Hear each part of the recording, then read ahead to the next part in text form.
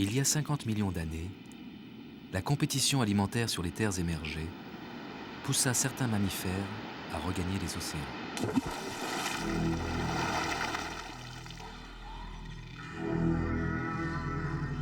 Ce fut le cas d'une partie des tétithériens.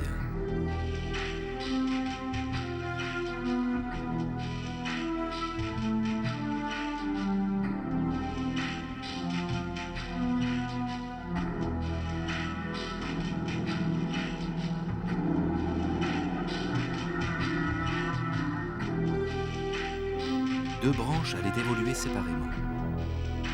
L'une donna naissance aux éléphants, l'autre s'adapta au milieu marin pour ne plus jamais revenir sur la terre ferme. Elle forma l'ordre des Siréniens, regroupant les dugongs et les lamantins.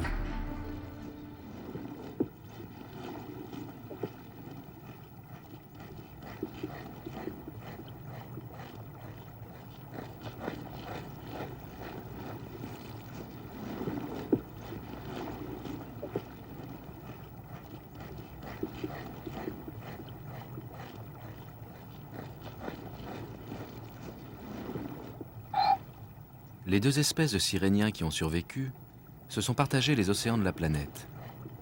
Les dugongs, à l'est, vivent surtout en Asie et dans l'océan Indien. Les lamantins dans l'Atlantique, le long des côtes d'Afrique de l'Ouest, de la Floride et de celles d'Amérique du Sud.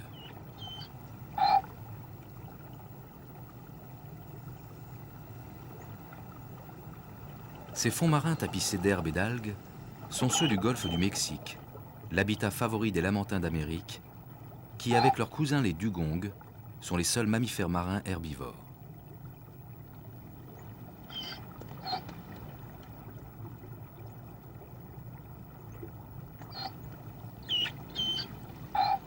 Leur chair était, paraît-il, délicieuse, et l'huile fabriquée avec leur graisse de meilleure qualité que l'huile de baleine. Pour ces deux raisons, ils ont failli être exterminés.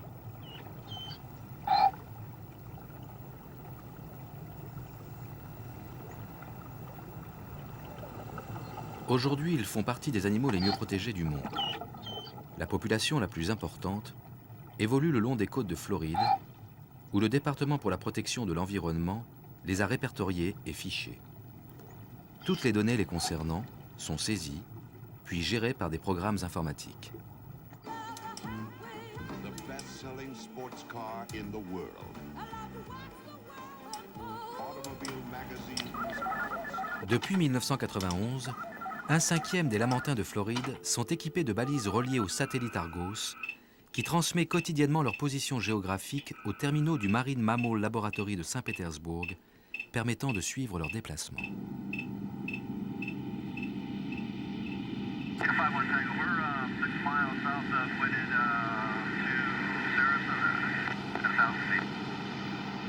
Lorsque l'hiver approche et que les eaux du golfe descendent au-dessous de 20 degrés, les lamantins quittent les eaux côtières pour remonter les rivières à la recherche de sources chaudes.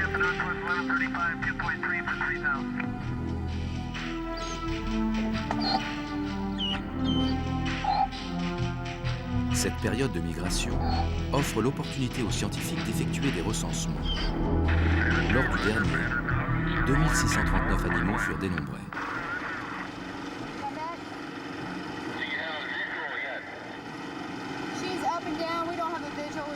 Une des équipes affectées à la protection des lamantins de Floride est à la recherche d'Adela, une femelle dont la balise émettrice doit être remplacée.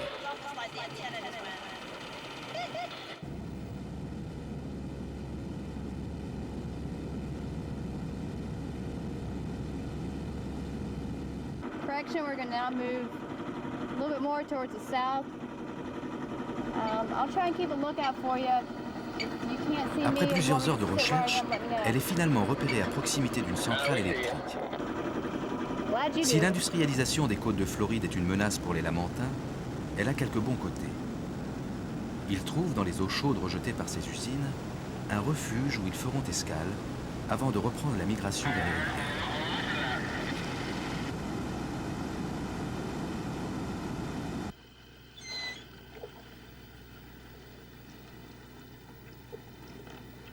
C'est à cet endroit que les biologistes vont tenter de la capturer.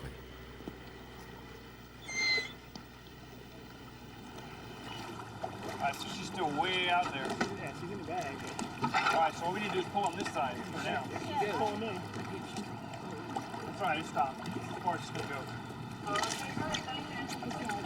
Yeah, how we doing? Alright, see it now?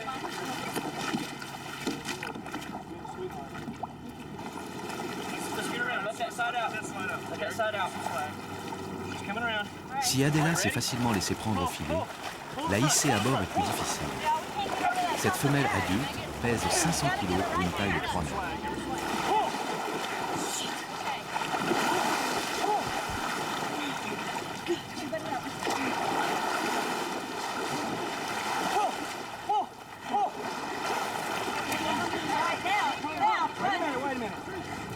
Just hang on. She ain't doing nothing. We're all right. One, two, three. We didn't pull. One, two, three. One, two, three. L'équipe dirigée par le docteur Wright profite du remplacement de la balise pour collecter de nouvelles informations sur la biologie de l'animal. Ils vont effectuer quelques prélèvements de tissu, contrôler sa croissance et mesurer par ultrasons l'épaisseur de sa couche graisseuse.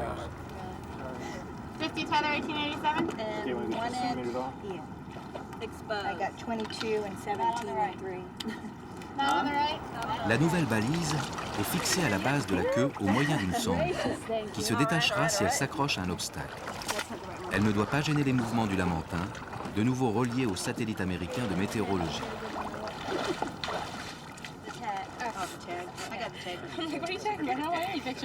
L'ensemble de ces observations sera intégré au fichier informatique du Sirenia Project. Les différentes cicatrices repérées sur leur dos, ainsi que la découpe de leur queue, sont des éléments précieux pour les identifier. Ces signes particuliers ont permis de constituer plus de 900 cartes d'identité, remises à jour tous les 2 ans.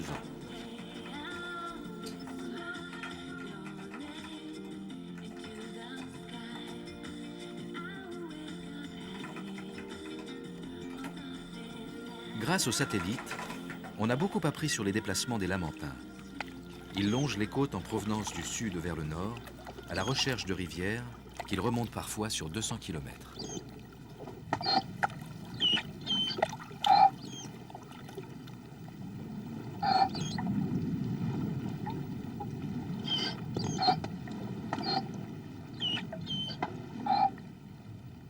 Ce long voyage s'achève lorsqu'ils atteignent le lieu d'hivernage idéal, une crique alimentée par des sources d'eau chaude.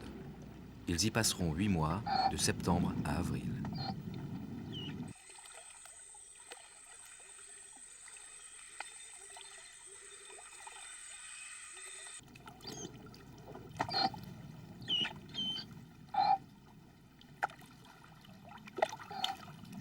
Les anglophones appellent le lamantin manatee, un nom d'origine créole qui signifie sein de femme. C'est en fabulant sur cette ressemblance que les hommes ont créé le mythe des sirènes, d'où le nom de Sirénéen attribué à l'espèce.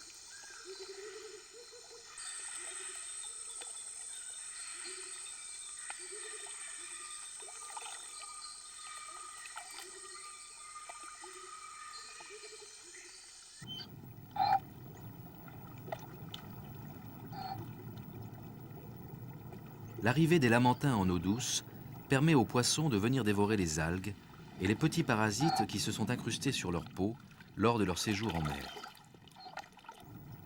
De préférence solitaires, ils se regroupent autour des sources à la recherche de chaleur dans des mangroves peu profondes. La densité d'arbres marins rend l'air humide, ce qui est idéal pour le lamantin.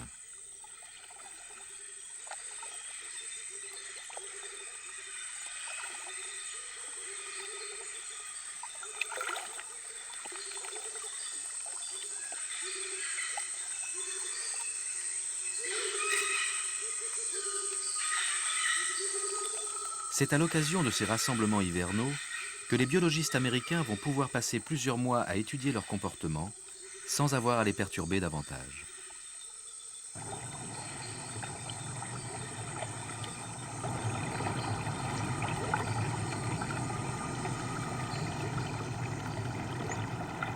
Il n'existe pas vraiment de structure sociale chez les lamantins. La cellule de base est constituée par la mère et son petit.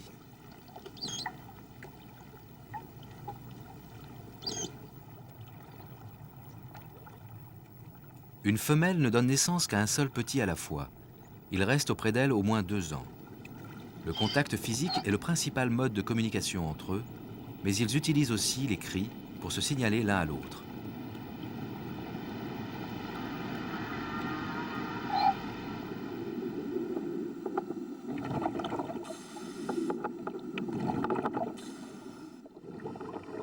Leur voracité est profitable au cours d'eau qu'ils fréquentent.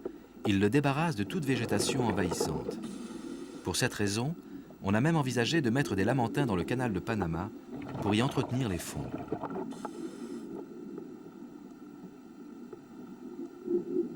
Profitant des repas, qui occupent 6 à 8 heures dans la journée d'un lamantin, les biologistes du département pour la protection de l'environnement vont identifier et répertorier de nouveaux individus.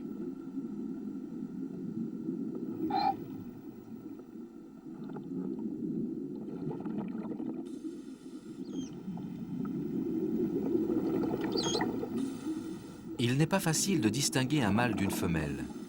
D'abord, ils sont pratiquement de la même taille. De plus, le pénis du mâle est rentré et son repli se confond aisément avec un orifice vaginal. La seule différence, l'emplacement de cette fente.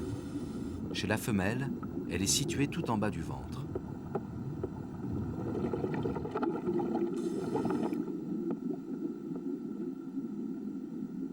Bien que minuscule, ses yeux voient à plusieurs dizaines de mètres. Un des sens le plus développé chez lui est le toucher. Et comme chez l'éléphant, son corps est parsemé de poils, ce qui lui permet de détecter par les mouvements de l'eau la proximité d'autres animaux. Il nage en actionnant sa queue de haut en bas, mais il lui arrive aussi de marcher sur le fond. Mais le plus étonnant dans son mode de locomotion ne se voit pas. Il utilise ses poumons, en les contractant ou en les relâchant, pour réduire ou augmenter le volume d'air qu'ils contiennent, afin de monter ou descendre dans la colonne d'eau.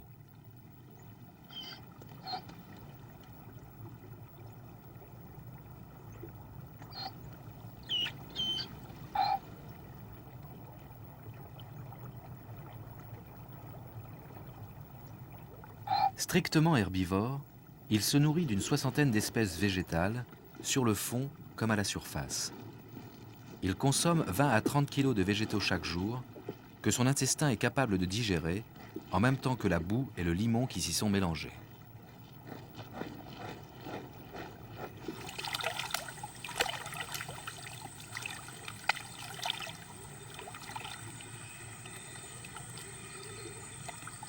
Leurs grosses lèvres flexibles déchiquettent les algues et les herbes dont ils s'alimentent avant qu'elles ne soient broyées par de solides molaires.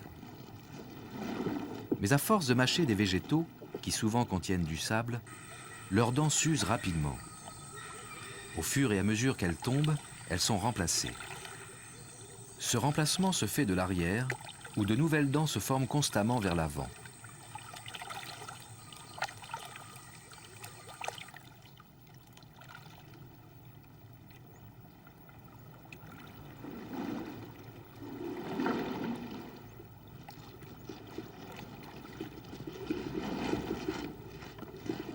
Lorsqu'il est actif, le lamantin vient respirer à la surface toutes les 2 minutes environ.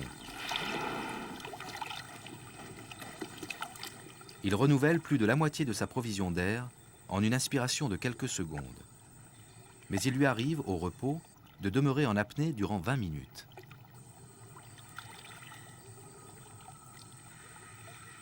Les Américains n'ont pris que récemment conscience de la nécessité de protéger ce mammifère marin longtemps moins populaire que les baleines ou les phoques. Aujourd'hui, ils sont devenus les enfants chéris de la Floride et les médias entretiennent assidûment cette sympathie. You're watching 28 Tampa Bay News with Marty Tucker and Brendan McLaughlin. Meteorologist Wayne Shattuck and Drew Soicher Sports.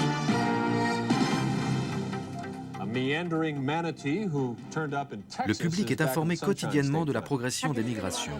Ils sont devenus un des symboles de la Floride.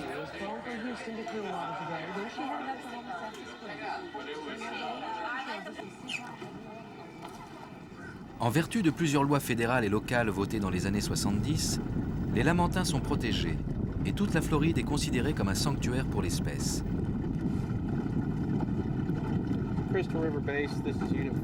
Plus de 200 personnes sont affectées à plein temps pour leur protection, dont une cinquantaine de gardiens qui patrouillent dans les zones où ils vivent pour faire respecter la réglementation. Il faut dire que les lamantins ne sont pas les seuls à apprécier les eaux chaudes de la Floride. 90% de la population de cet État est concentrée sur les côtes et on enregistre l'arrivée de 1000 résidents supplémentaires par jour.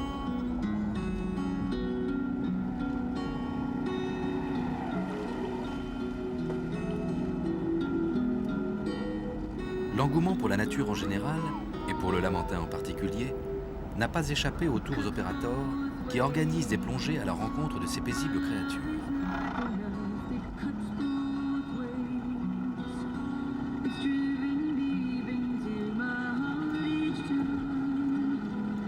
Ces contacts privilégiés avec les lamantins ont l'avantage de sensibiliser le public à leur sort, mais peut-on en évaluer les inconvénients ? La loi punit sévèrement tout acte susceptible de modifier leur comportement. On peut se demander si ces caresses, dispensées par des milliers de personnes chaque jour, ne sont pas de nature à troubler profondément leur existence. Pourtant, ces plongeurs, dans un espace certes délimité, peuvent en toute impunité venir les cajoler comme s'il s'agissait d'animaux domestiques.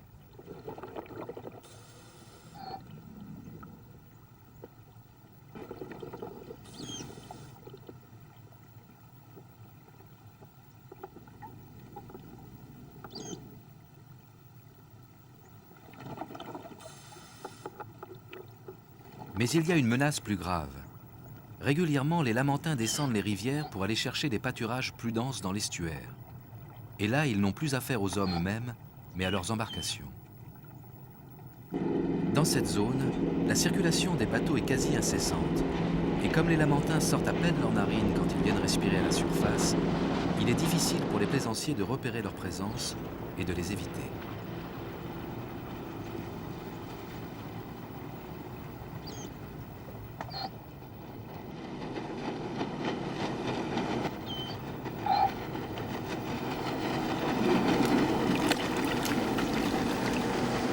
Une collision vient de se produire. La brigade fluviale alerte aussitôt des sauveteurs spécialisés, avant de verbaliser les responsables de l'accident.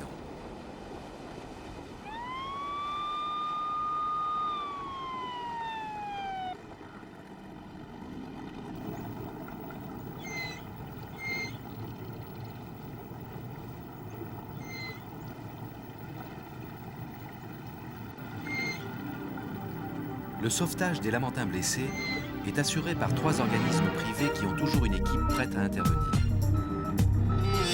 Quiconque aperçoit un animal en difficulté peut téléphoner gratuitement pour avertir le Miami Seaquarium, le zoo de Lowry Park ou le parc de SeaWorld à Orlando.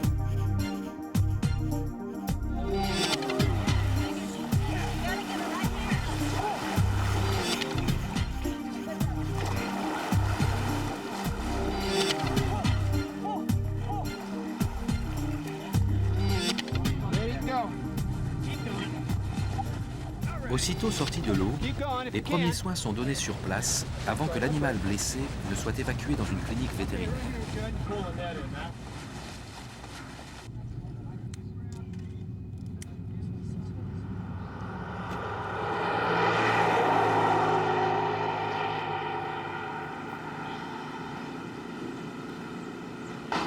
Arrivé au parc de SeaWorld à Orlando, le premier examen consiste en une radiographie afin d'établir le diagnostic.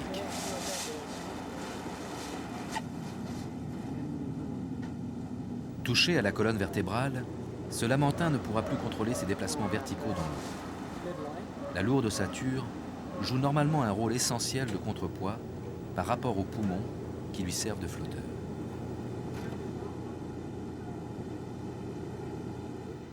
Il va falloir lui confectionner une gaine sur mesure.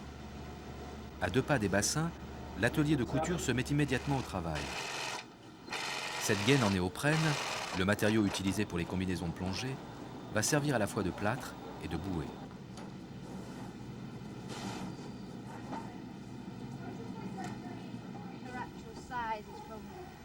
En Floride, la navigation de plaisance ne cesse de se développer. On enregistre aujourd'hui 16 fois plus d'accidents de lamentins dus aux collisions qu'il y a 20 ans.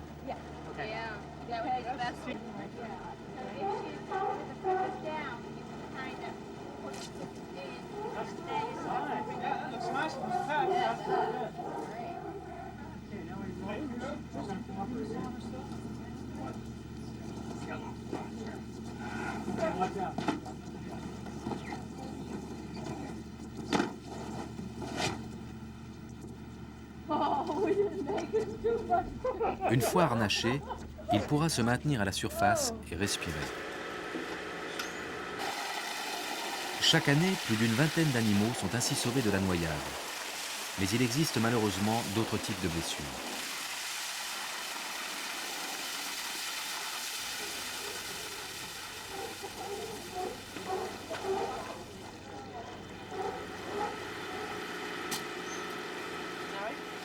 Arrivé il y a 3 jours, ce jeune lamentin s'est fait sectionner la queue par l'hélice d'un bateau à moteur. Le risque de septicémie nécessite l'injection quotidienne d'une forte dose d'antibiotiques.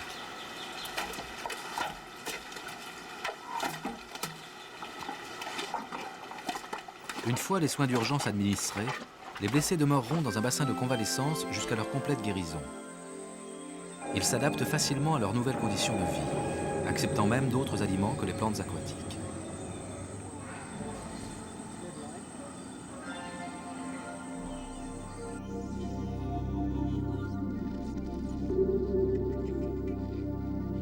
Pour les scientifiques, les convalescents sont d'excellents sujets d'observation.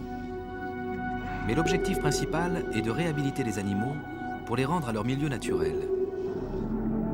Malheureusement, les lamentins trop handicapés pour être autonomes seront gardés définitivement.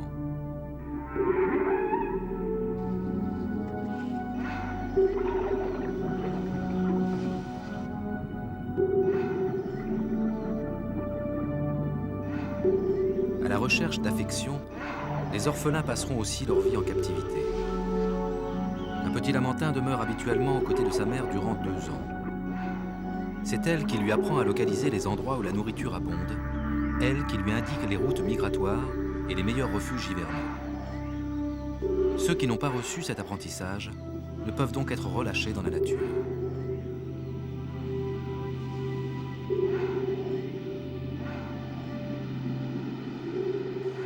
Cette année, il se trouve une femelle enceinte parmi les pensionnaires. Mobilisée par l'événement, toute l'équipe du SeaWorld va assister à l'accouchement.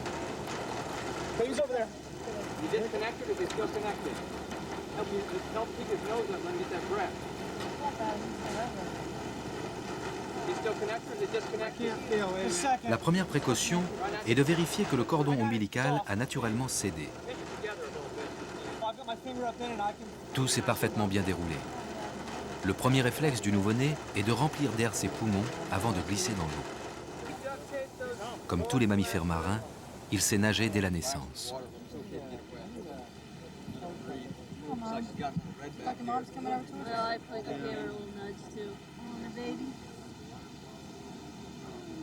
Sa mère convalescente a été sortie du bassin. Elle est trop faible pour l'allaiter. Un vétérinaire va la traire pour récupérer son lait et nourrir son petit.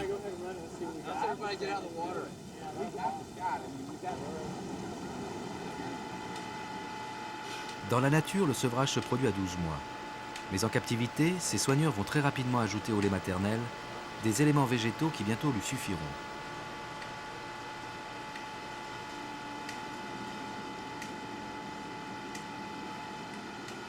En parallèle de tous ces soins cliniques, une équipe de plongeurs est partie à la recherche du meilleur lieu de réhabilitation. Le lamentin guéri sera d'abord installé dans un enclos en milieu naturel où on a vérifié que la densité d'herbe lui sera suffisante. Puis, jugé capable de s'alimenter seul, ce sera enfin le retour à la liberté.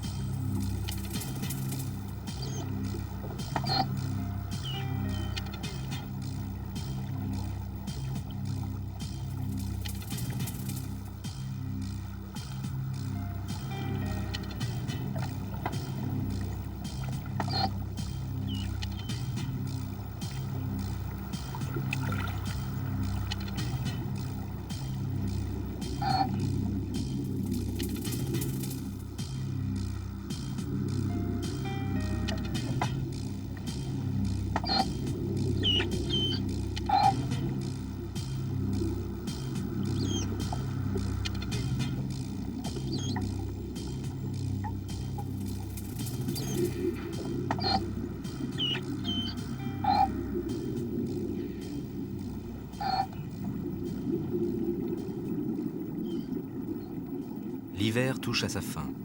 Les migrations vont reprendre en sens inverse. Des rivières vers les rivages de l'océan, où les lamantins se disperseront.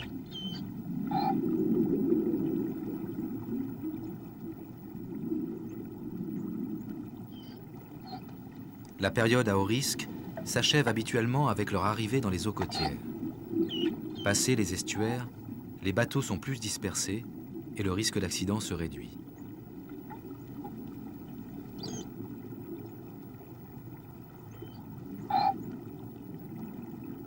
Cette fois pourtant, le retour en mer a coïncidé avec une vague de mortalité exceptionnelle.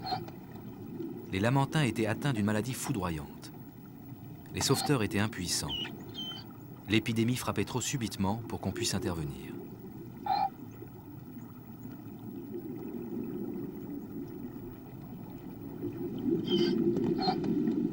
Durant les 4 premiers mois de 1996, plus de 150 cadavres furent retrouvés.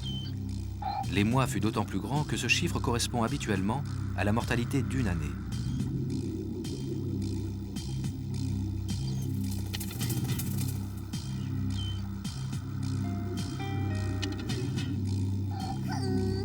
Les journaux ne pouvaient que faire état de la perplexité des experts.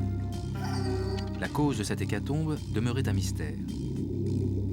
Tous les cadavres furent identifiés puis autopsiés. Le mâle disparut comme il était venu. Il avait une cause naturelle finalement découverte. Une marée rouge provoquée par une algue toxique. En utilisant le réseau Internet, les biologistes ont pu s'échanger et comparer le résultat de leurs recherches sur les Sirénéens, sur les lamantins de part et d'autre de l'Atlantique et sur les dugongs à l'autre bout du monde.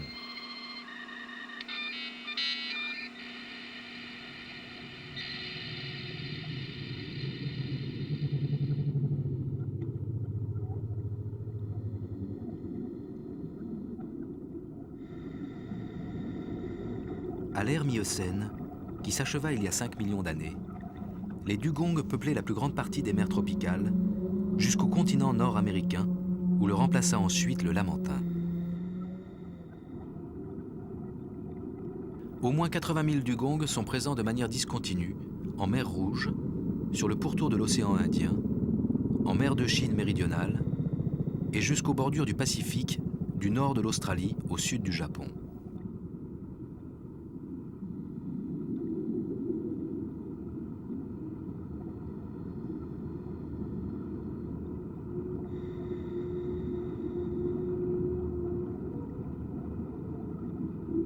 Plus nombreux que leurs cousins américains, les dugongs sont moins bien connus des scientifiques. À l'exception de l'Australie et du Japon, la quarantaine de pays qui abritent des représentants de l'espèce ne possèdent que de faibles structures pour les étudier.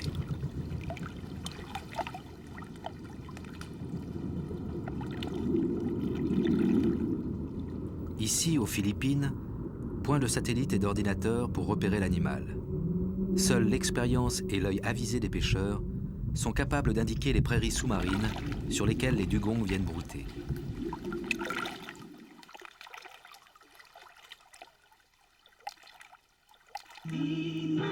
La population la plus importante se trouve au sud de l'archipel, dans la mer de Sulu.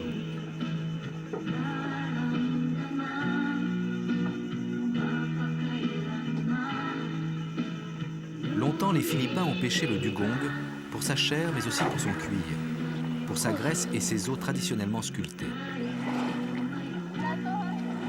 Conformément aux accords internationaux, le gouvernement philippin en a interdit la chasse.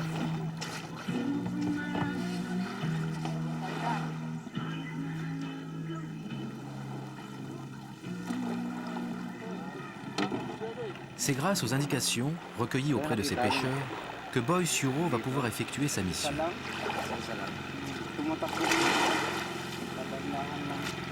Boy travaille pour le Pawikan Project, un programme monté en coopération avec le Japon dans le but de constituer une banque d'images des dugongs dans leur milieu naturel.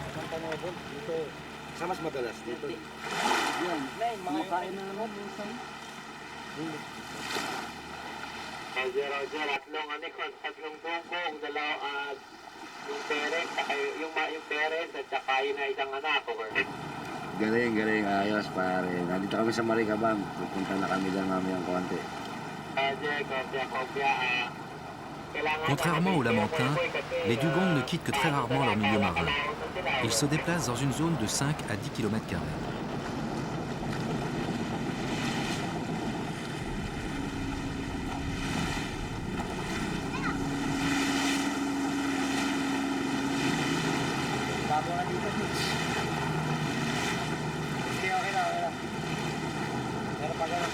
Un groupe de dugongs est repéré aux alentours d'un îlot. C'est par la plage que va s'effectuer la tentative d'approche. Soumis à la pression humaine à proximité immédiate des côtes, les dugongs n'ont plus pour refuge que ces zones demeurées sauvages, où la présence des varans les gêne visiblement moins que celle des hommes.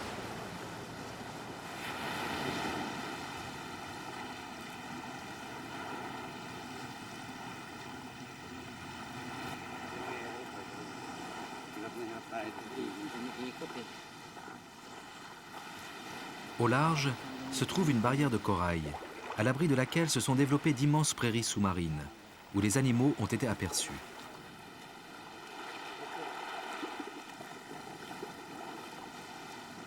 La meilleure technique que Boy ait développée pour les approcher est de nager à leur rencontre depuis la plage, en suivant les fonds marins.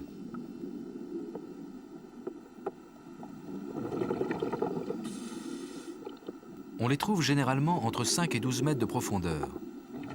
Si de grands rassemblements ont lieu parfois sans que les chercheurs en connaissent la raison, les dugongs sont le plus souvent solitaires, ce qui rend leur localisation d'autant plus aléatoire.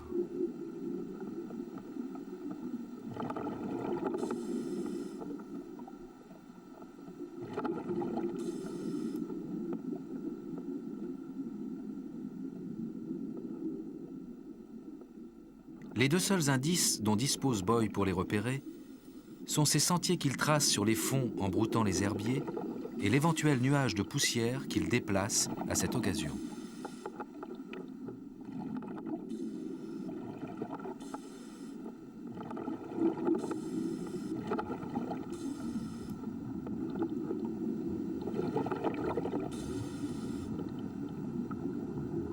Les dugongs ne se laissent approcher qu'au terme d'une longue attente. Ils n'ont pas la chance des Lamentins qui n'ont pas de prédateurs. Eux sont une proie pour les requins, les orques et les crocodiles de mer. De plus, la chasse massive de l'espèce par l'homme a contribué à les rendre craintifs.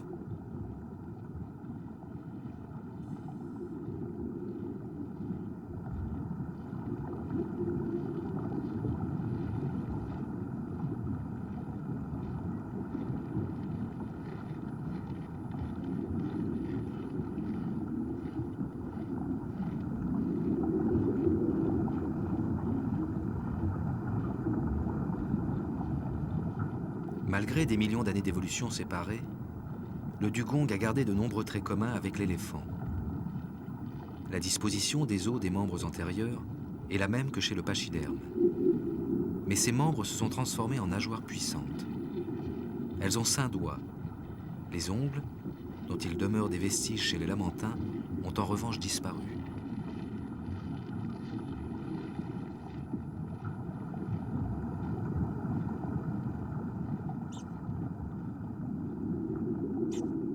Leurs nageoires caudales bifurquées comme celles des dauphins témoignent en revanche de l'adaptation au milieu marin.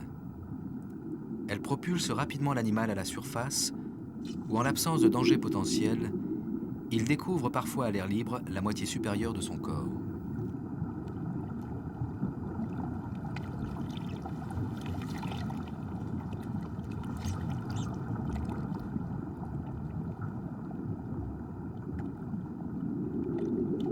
Il redescend cependant très vite, ne se maintenant jamais entre deux eaux où il serait trop exposé aux prédateurs.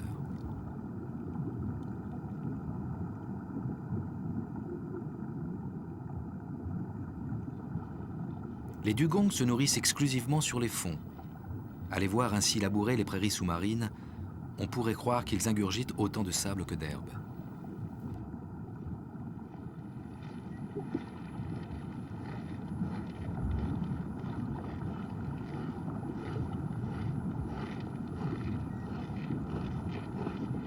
Tel n'est pas le cas. Avant d'avaler les racines et les tiges qu'ils arrachent, Ils les secouent pour les débarrasser du sable et des détritus de corail qui pourraient écorcher leur bouche. Leur museau se termine par une zone plate, le disque rostral, qu'ils utilisent comme un soc de charrue. De son lointain ancêtre commun avec l'éléphant, le dugong a aussi conservé 2 incisives, absentes chez le lamantin. Ces petites défenses qui déforment la bouche permettent d'estimer l'âge d'un individu. Comme l'éléphant, il vit longtemps, jusqu'à 70 ans. Comme lui, il mange énormément. Il consomme chaque jour l'équivalent de 10 à 15% de son poids.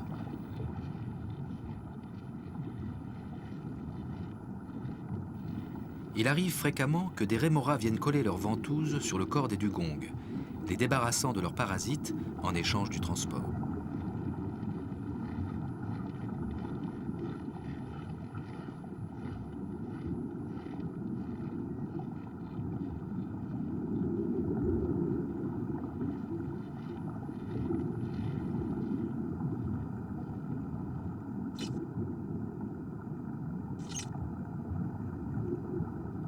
Au bout de plusieurs heures, quelques dugongs se sont habitués à la présence du bateau et des plongeurs. L'attrait que paraît exercer sur l'un d'eux la corde d'ancrage va permettre à Boy de filmer quelques comportements. Les images des dugongs prises dans leur milieu naturel sont précieuses pour l'étude de l'espèce, car contrairement au lamantin, il en existe peu.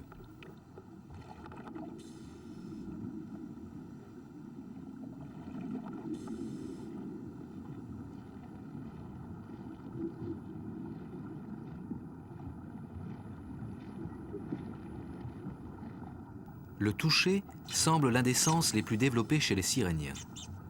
Mères et petits maintiennent d'étroits contacts corporels. Il est probable aussi que les dugongs, comme les éléphants, ont besoin de ces séances de grattage pour soulager les démangeaisons que provoquent les parasites, l'une des causes de mortalité naturelle. D'où les grandes égratignures qu'ils ont sur le dos, également attribuées aux morsures que les mâles s'infligent lors des joutes amoureuses.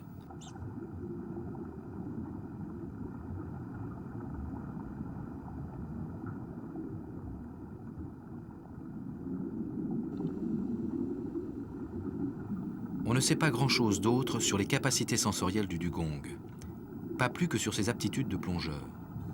Des pans entiers de sa physiologie demeurent ignorés. On sait que le lamantin a besoin de boire de l'eau douce pour éliminer le sel ingéré. Mais comment fait le dugong pour se maintenir constamment en eau salée? Cela reste un mystère.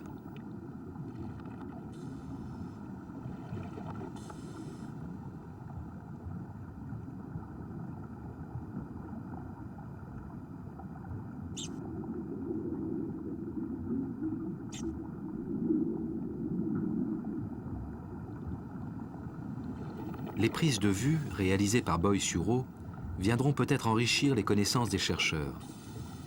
Elles seront envoyées à l'université James Cook en Australie, ainsi qu'à l'aquarium de Toba au Japon. Mais ces films ont aussi une vocation pédagogique plus directe. Projetés dans les écoles, ils permettent aux populations locales de découvrir l'existence d'un univers à la fois proche et méconnu.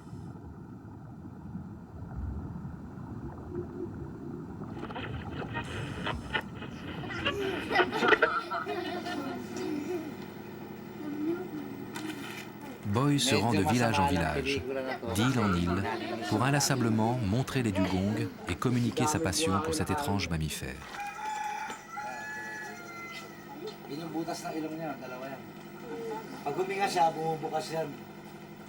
Raconter des histoires de dugongs à ses enfants de pêcheurs et les sensibiliser par le divertissement, dans cette région où nul ne possède de téléviseur, est sans doute le travail dont il est le plus fier.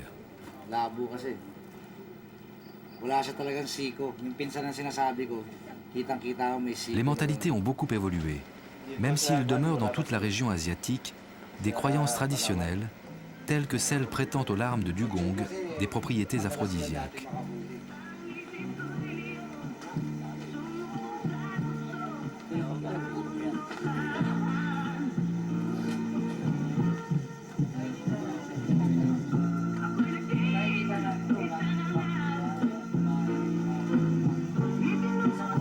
Philippines, comme au Sri Lanka, comme dans toute l'Asie, on trouve encore sur les marchés de la viande de dugong. Il s'agit, nous dit-on, d'animaux pris accidentellement dans les filets des pêcheurs. C'est pourquoi le partenariat entre Philippins et Japonais au sein du Powhatan Project est fondé sur la même volonté de rendre le dugong populaire au plus large public possible.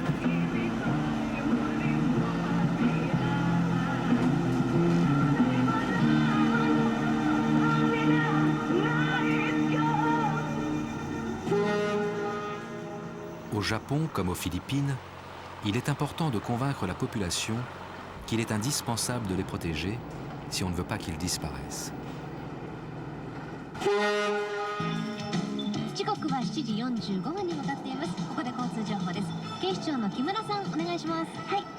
L'aquarium de Toba, au sud de Tokyo, est le seul à avoir acclimaté sur le long terme 2 dugongs. Toutes les tentatives menées ailleurs ont échoué.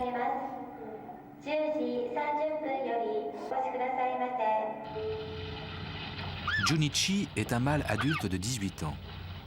Il vit depuis l'âge d'1 an en captivité. Comme tous ceux de son espèce, il se montre sensible au bruit et à la lumière, dont il a fallu l'isoler par des installations adaptées. La ration quotidienne de Junichi et de sa compagne Serena est de 60 kg de plantes aquatiques. Ils sont très sélectifs. Dans la nature, seules 6 espèces de plantes conviennent à leur alimentation. Mais les 2 pensionnaires de l'aquarium n'en acceptent qu'une seule, qui ne pousse qu'au large de la Corée. Quotidiennement, des plantes sont expédiées au Japon par avion, puis fixées sur une lourde grille pour simuler une prairie sous-marine. Sans cette technique, les dugongs refuseraient de s'alimenter. Il leur est nécessaire d'avoir le sentiment de brouter.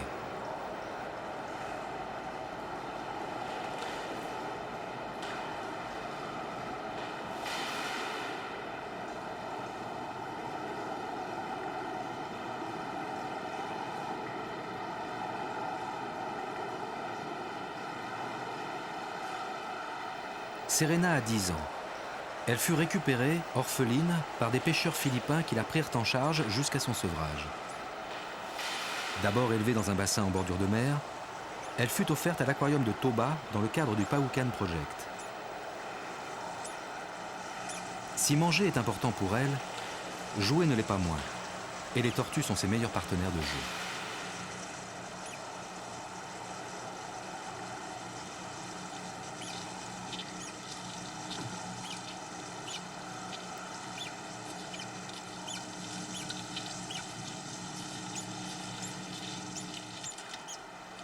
Chaque fois que Serena est en période d'ovulation, ses soigneurs la mettent en présence de Junichi. La rencontre, qui sera filmée, est suivie en direct sur des écrans de contrôle, de façon à ne pas distraire les animaux.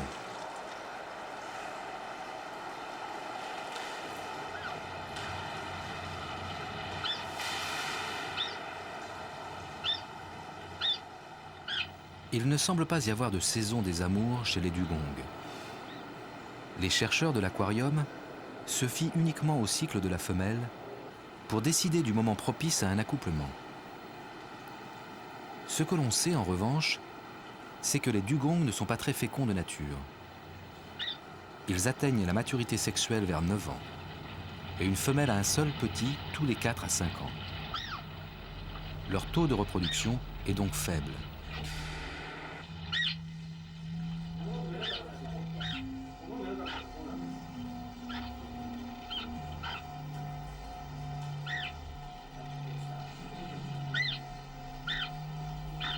Dans la nature, une femelle est convoitée par plusieurs mâles qui la courtisent parfois pendant 1 mois.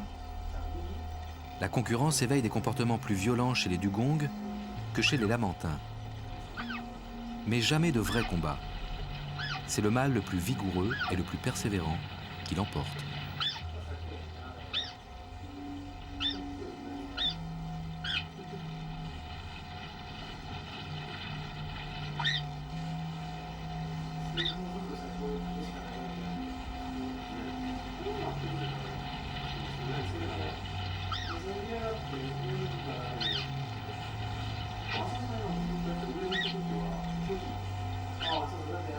D'après les observations des chercheurs de Toba, Junichi procède toujours de la même façon. Il tente de pénétrer sa partenaire par derrière, alors que dans son milieu naturel, l'accouplement se fait en face à face.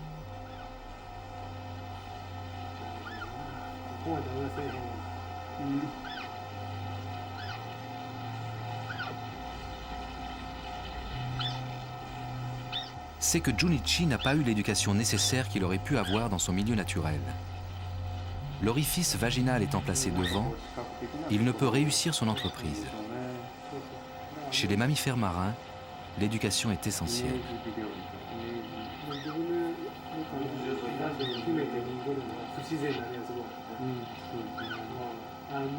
Jusqu'à présent, il n'y a jamais eu de réelle pénétration en captivité. Si une fois au moins l'accouplement réussissait, s'il y avait fécondation, les chercheurs pourraient améliorer leurs connaissances sur le processus de gestation. Tout ce que l'on sait pour le moment, c'est qu'il dure 13 mois, mais on ne connaît pas ses différentes phases.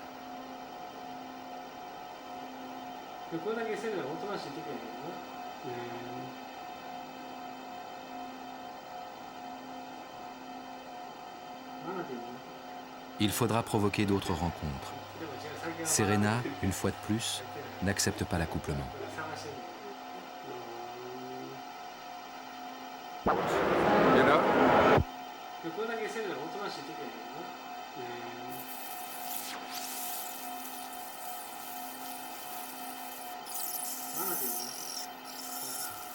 Durant leur balai amoureux, les dugongs émettent des sons discontinus qui portent à plus de 60 km de distance.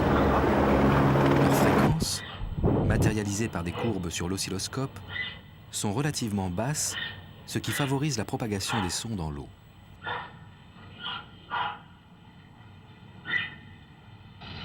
C'est sans doute ainsi que les femelles en chaleur appellent les mâles et que les mères communiquent avec leurs petits.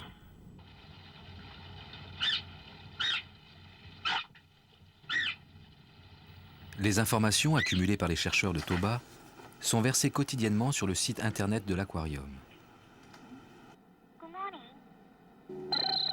Ces données sont à la disposition du public et de la communauté scientifique internationale. Les chercheurs américains font de même. Ainsi, des réseaux d'études et de surveillance se constituent d'un bout à l'autre du monde, tant sur les dugongs que sur les lamantins.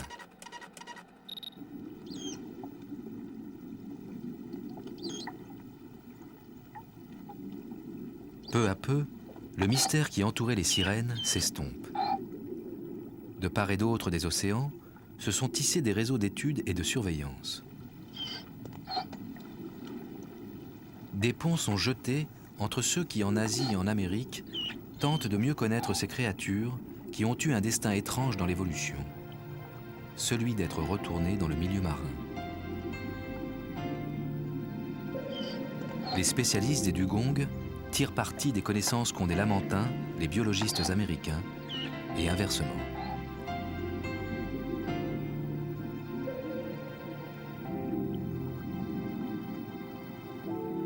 Ces comparaisons rendues possibles rapprochent les espèces séparées par des milliers de kilomètres.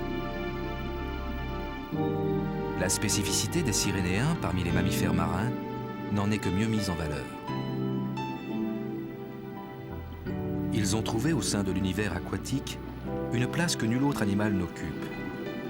À mesure que se précise leur mode de vie, la protection de leur habitat se fait plus nécessaire.